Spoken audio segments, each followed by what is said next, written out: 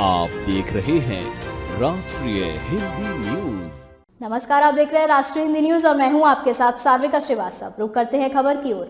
शिक्षक भर्ती मामले में सुप्रीम कोर्ट जाएगी योगी सरकार। इस मामले में डेप्यूटी सीएम केशव प्रसाद मौर्य ने दिया ये जवाब।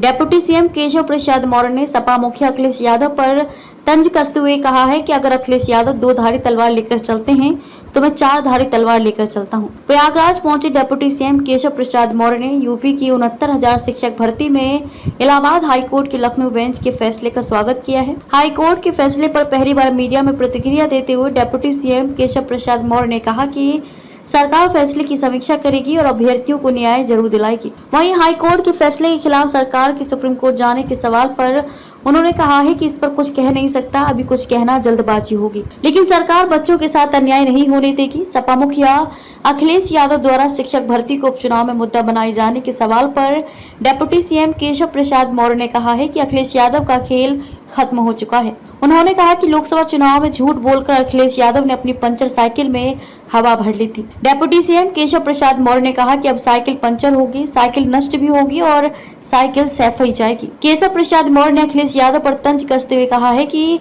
अगर अखिलेश यादव 2 धारी तलवार लेकर चलते हैं तो मैं 4 धारी तलवार लेकर चलता हूं। कोलकाता के मेडिकल कॉलेज में ट्रेनी डॉक्टर के साथ हैवानियत के बाद हत्या किए जाने की घटना को लेकर डेप्यूटी सीएम केशव प्रसाद मौर्य ने चिंता व्यक्त की है।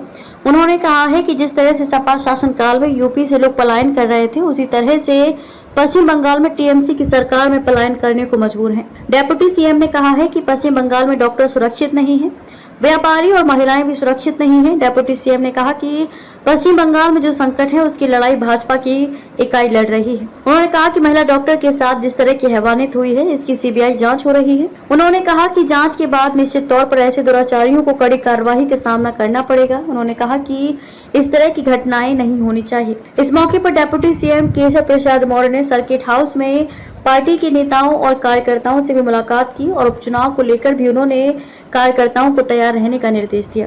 इस बैठक में योगी सरकार के मंत्री राकेश सचान और परिवहन मंत्री दयाशंकर सिंह भी मौजूद रहे। डेप्यूटी सीएम केशव प्रसाद मौर्य ने यूपी की 10 विधानसभा सीटों पर होने वाले उपचुनाव में बड़ी जीत का दावा किया है। उन्होंने कहा है कि जब भी यूपी में उपचुनाव घोषित होंगे बीजेपी सभी सीटों पर जीत दर्ज करेगी, इसलिए भाजपा अपनी तैयारी में जुटी है। उन्होंने कहा कि कार्यकर्ताओं से संवाद में 2014-2017 का उत्साह नजर आ रहा है।